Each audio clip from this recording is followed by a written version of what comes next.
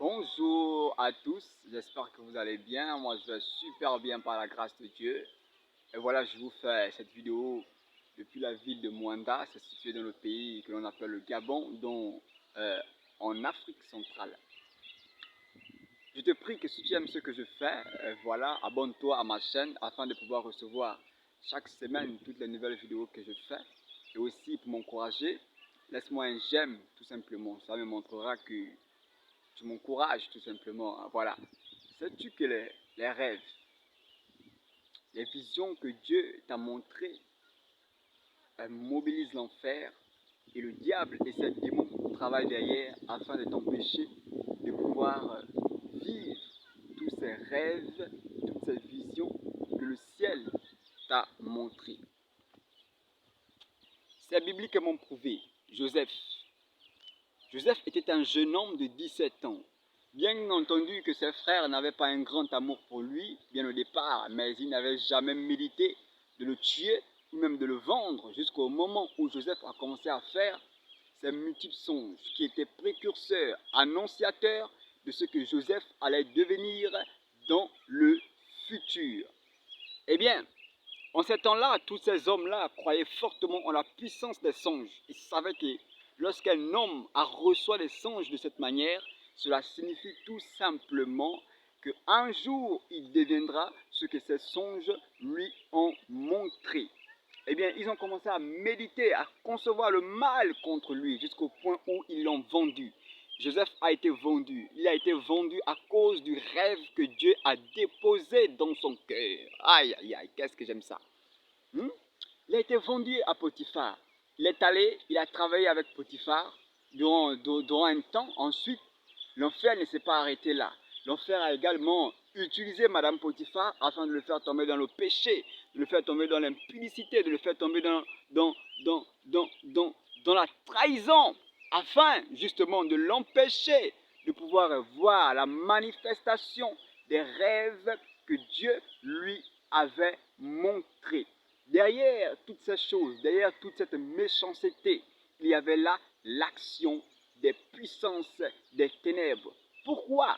À cause d'un songe. Pourquoi? À cause d'une vision. Pourquoi? À cause de ce que Joseph allait devenir en son temps. C'est la même chose que le diable fait actuellement.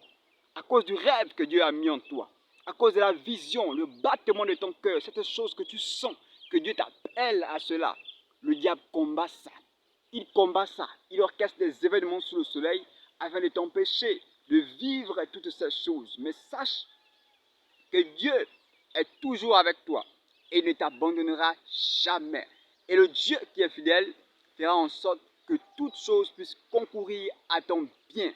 Alors, tu ne vois pas encore la manifestation de la vision que Dieu t'a montrée. J'aimerais te dire, Joseph a fait 13 ans en prison.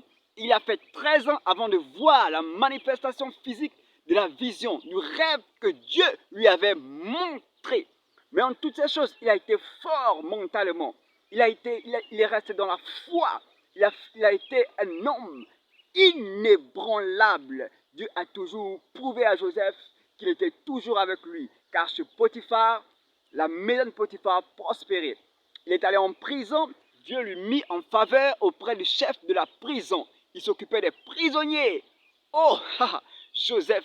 Et 13 ans plus tard, Joseph sorti de prison, il a été élevé tout simplement au rang de premier ministre d'Égypte. Oh, mon Dieu, laisse-moi te dire que malgré ce que l'enfer fait, malgré ce que les hommes qui sont justement instrumentalisés par la puissance des ténèbres font afin de t'empêcher de voir, de vivre la manifestation de ton rêve, laisse-moi te dire que Dieu est avec toi. Continue de croire, continue de prier, continue de jeûner, continue d'aller à l'église, continue de donner ta dîme, continue de faire soit quoi Dieu t'appelle. Et je te garantis que la fidélité de Dieu se démontrera. Comme Dieu a été fidèle avec Joseph, après 13 ans, Dieu a mené à manifestation le rêve, la vision qu'il lui avait montré.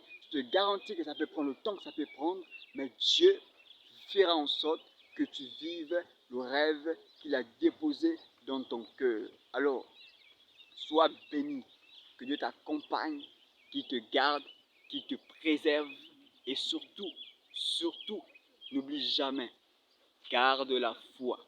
Garde la foi car Dieu est fidèle. Shalom.